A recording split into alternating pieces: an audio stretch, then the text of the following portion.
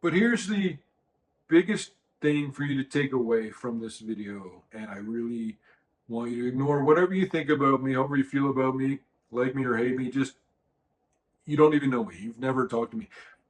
I'm, let me just tell you this. Every time an empire collapses, it goes the same way. There is a debased currency, and all of a sudden that debasement accelerates. So what we're seeing right now is an acceleration of the debasement of the currency. The biggest losses people take in things like the stock market with their investments is when they're looking left, but the bogey's coming from the right. And that's what brings us up to this moment that we're all in right now. Everybody's looking the wrong way. This is going to be pretty financially painful. The American government technically cannot go bankrupt because we have the printing press, and you can just print up a couple quadrillion dollars anytime you want and pay off stuff, even though you're just going to be devaluing the currency so significantly. But technically, that's not bankrupt. Please subscribe to this channel so that I can keep in touch with you, helping you through this economic implosion that we're all going to be facing. And if you like the fact that we don't have sponsorships or advertisements on this channel, please click like. But what I would argue is that we're in an unadmitted bankruptcy. There's a lot of components coming together that are looking pretty ugly. But what the American government actually is right now, technically from any definition, is insolvent. Insolvency means you don't have the money coming in to pay your bills. And people would argue, well, the American government always pays our bills. That's why we haven't defaulted. And we have defaulted, but that's what they argue. And it's not the same thing as paying your bills. If you have a invoice for $40 for your electricity bill, and you just pay for it on your credit card, and the bill's taken care of, problem solved, right? That's kind of where we are in terms of the entire economy right now, the way people are thinking about it. You just then have that much more debt over here. It's like a water balloon. You squeeze it, or a water bed, you push it down, and then it bulges out somewhere else. The debts aren't disappearing. They're just moving around. It's kind of like the import taxes. They're saying, yes, this is going to generate so much revenue. It's not generating any revenue at all. It's just moving it from the American businesses who are importing goods. They're paying it, and that money is a tax that goes to the government. And I wanted to say something about the thumbnail image for this video. That was the first thumbnail image that included both the down on his luck American business suit guy and the American cape wearing Statue of Liberty lady in the same thumbnail image.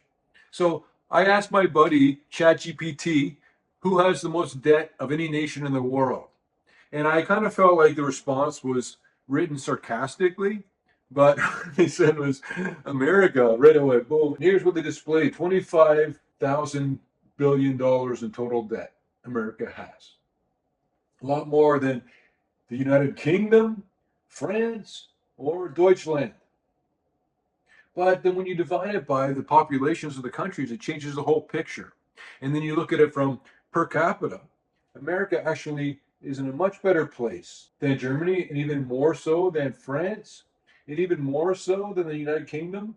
And you guys know I always look at the balance sheet first. So it's about what a company or a nation owns versus what it owes, the assets compared to the liabilities. And ideally, there's a lot of assets and no liabilities. And then it just gets not as good from there the further you go. This is from the Bureau of the Fiscal Service. It's a balance sheet of the American government. And in 2024, the assets were $5,662 billion, but that's against liabilities of $45,000 billion. So in other words, the American government is right now underwater by about $40,000 billion. Do you see how it's just meaningless because the numbers are so stupid and ridiculous? The human brain can only comprehend and calculate and understand certain things. When you're looking at 1.5 million people, you're not seeing 1.5 million people, you're seeing one thing. It's a big mob of people. It's 1.5 million people, but you're not seeing 1.5 million individual people. Your mind can't understand things that way. These numbers are absolutely meaningless now. We are clearly just going to do whatever we want. We're just going to live it up until it all goes off the cliff, which actually might be the best strategy because it's going off the cliff either way. So why not just live it up? But the difference with the government is that you have the printing press, so you can't technically go bankrupt. And that doesn't mean they won't go bankrupt. It just means that if they want to use a printing press, they won't go bankrupt. Because if they don't use a printing press, we're absolutely going bankrupt. We should have been bankrupt already. the businesses don't have a printing press. And then all of a sudden we're seeing all the bankruptcies squeezing out and coming to fruition. The U.S. saw a sharp increase in corporate bankruptcy filings in July, reaching a post-COVID peak and placing 2025 on track to surpass last year's total. In July, there were 71 bankruptcies, corporate bankruptcies. And that is another record, even higher than the month before. And it's the highest it's been since the incredibly unique and specific COVID pandemic era.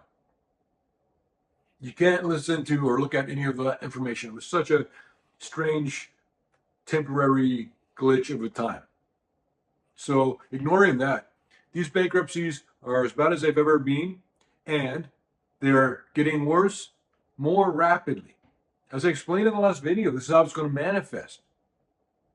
You push down on the waterbed, this is where the water is going to bulge up. Is in corporate bankruptcies, auto repossessions, mortgage delinquencies. But here's the biggest thing for you to take away from this video, and I really want you to ignore whatever you think about me, however you feel about me, like me or hate me. Just, you don't even know me. You've never talked to me. Let me just tell you this.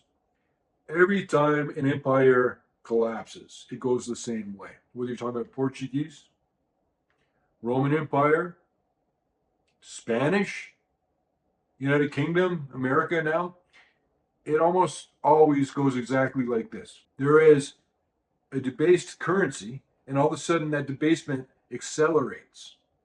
So what we're seeing right now is an acceleration of the debasement of the currency, which is printing more money or sticking some lead into the gold coins so that you don't have to have as much gold in there, but don't tell anybody about it. And the only other ingredient that comes along with acceleration, which is why you need to watch the last video. The whole point was about the acceleration, how things are bad and how they're getting worse really quickly all of a sudden. That's the bubble popping.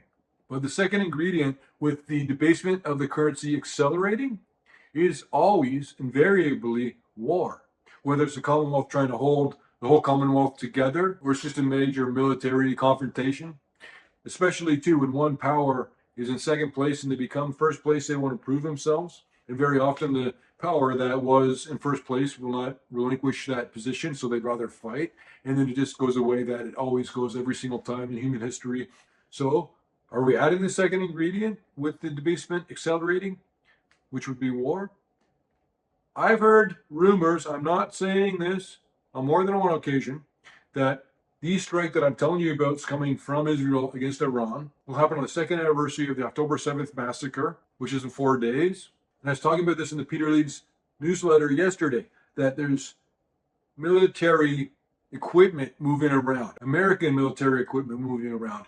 And it's setting up as a posture for them possibly to be preparing to do something pretty significant. I believe that before the end of this year, the Israel-Iranian war is going to flare up again. And Iran has said already, as soon as they get attacked by Israel, even if it's just Israel, they're still going after American targets and interests all over the globe. Which is why the most recent stock I purchased, and I know it's crass or whatever, because there's so much more important things than making money. What I always say, though, is this is going to happen either way. So what do you do about it? And one of the things I did the other day is I bought a lot more of this oil company, energy company that I really like, because I believe that the price of oil is going to spike dramatically as this war rolls out, even before the war starts. As we approach the rhetoric around war, people start chirping at each other. Before the fight breaks out in the bar, there are still a lot of results. As they start chirping at each other, things like oil prices will go higher. And they're already looking at, they've already approved the Iranian Parliament to close the Strait of Hormuz. They just got to wait for the Ayatollah to give it the go-ahead. He can do it whenever he wants, and it's not a difficult thing to do.